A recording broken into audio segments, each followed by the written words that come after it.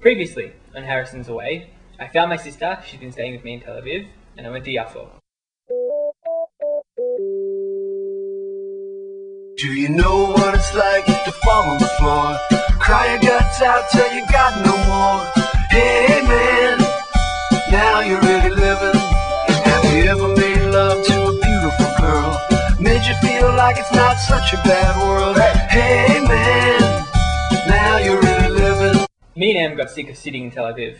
I'd met her in Jerusalem and I'd also walked to Yafo a few days later, but other than that we'd been mainly based in Tel Aviv the whole time. Also, I never went to see the Baha'i Gardens on Shnat, so we decided to go to Haifa. We went to Tel Aviv Hagana station again. That makes 7 times I've been there in the 6 days I've been in Israel. We arrived in Haifa about an hour later. We didn't really have any plans for what to do there, except to see the Baha'i, so that's where we headed. For those that don't know, and didn't, Haifa is built on the side of Har Carmel, meaning that from most places, everything's up. So we walked up, and up, and up, and up some more. Somehow, no matter how much we walked up, we kept on crossing the same street over and over again. We finally reached the entrance to Baha'i and went in. Turns out the majority of Baha'i closes at noon. We did get some nice photos though, from outside. We walked up a little bit more, then Em decided she couldn't walk up anymore, so we walked all the way back down. Originally we decided if we liked Haifa enough, we would spend the night there. Disenchanted by our long hike up to a garden that was closed, we weren't liking Haifa too much. Once we got back down, we wandered around the bottom of Haifa for a bit, grabbed lunch, and headed back home. Jason Mensch sent me an email and asked to be featured in the next episode of Harrison's Away. So here's a mention.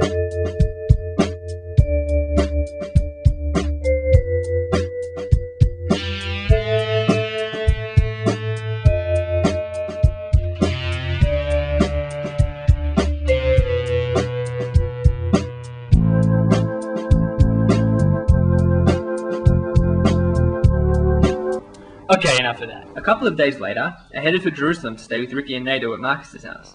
Again, I took the train to Malcha station and then walked. I only had a couple of days in Jerusalem because Vadah starts on Friday.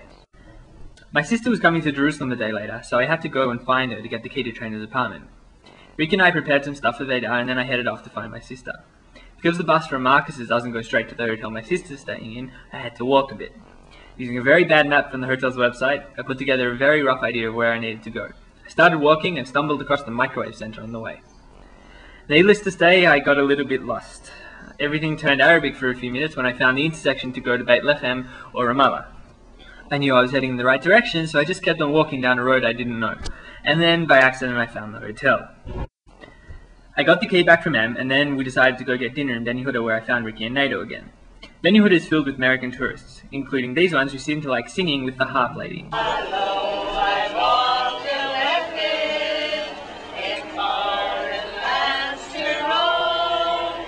The beggars in Ben Yehuda don't really put much effort into these.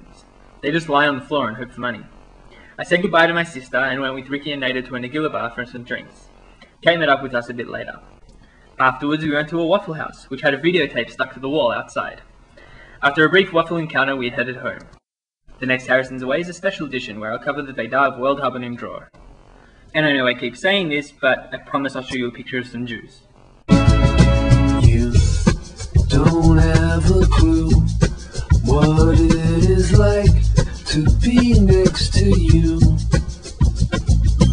I'm here to tell you